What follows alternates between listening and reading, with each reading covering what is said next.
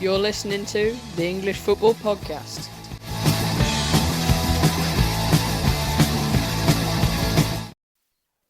Hello and welcome to the English Football Podcast. You're listening to the daily match review, where we review all of the games today. Let's start off with the World Cup in Group G. Switzerland faced Cameroon. Abolo scored the only goal of the game to get Switzerland off to a winning start in Group G. Second best in the first half, the Swiss scored 3 minutes after the break. Xhaka started the move, sliding the ball down the right into Shaqiri, who picked out Mbolo in the middle of the box. Unmarked, the striker lashed the ball past Onana, who had no chance. Switzerland could have scored a second, though, through a similar move.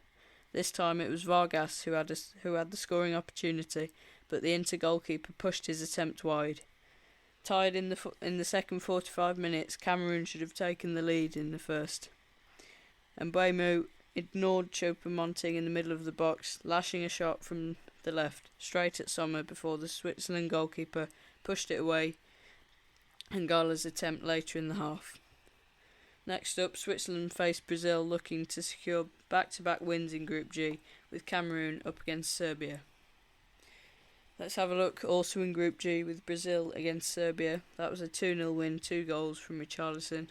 After several chances that were not taken in the first 45 minutes, Brazil came out at half-time and continued to put Serbia on the back foot.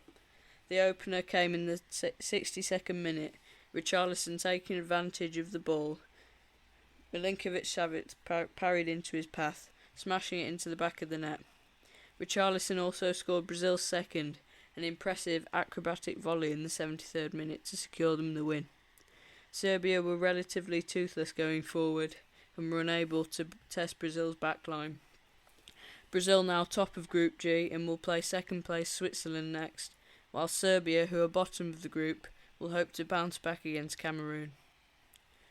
Let's go over to Group H now, where Uruguay played South Korea.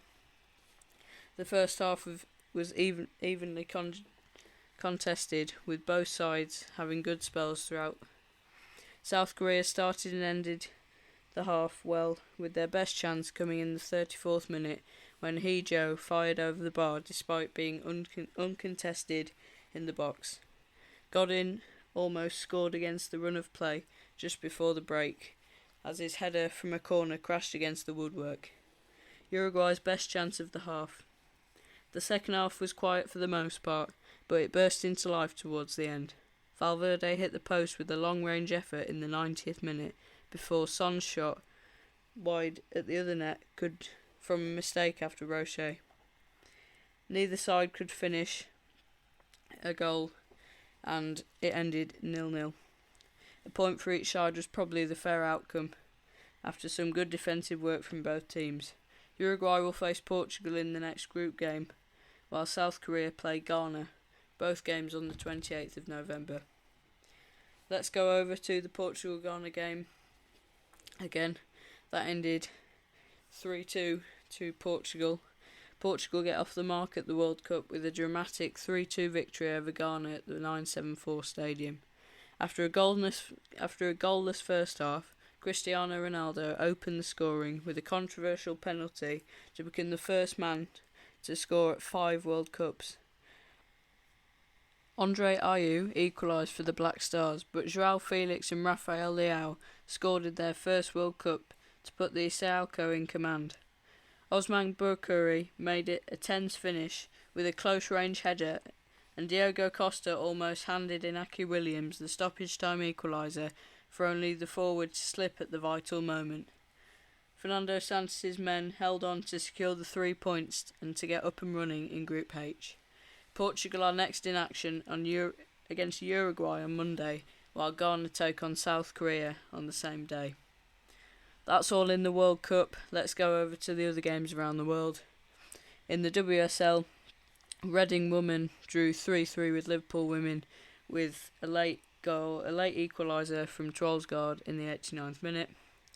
Club friendlies, Dortmund beat Lion City Sailors in the club friendlies with 3 goals from Malen.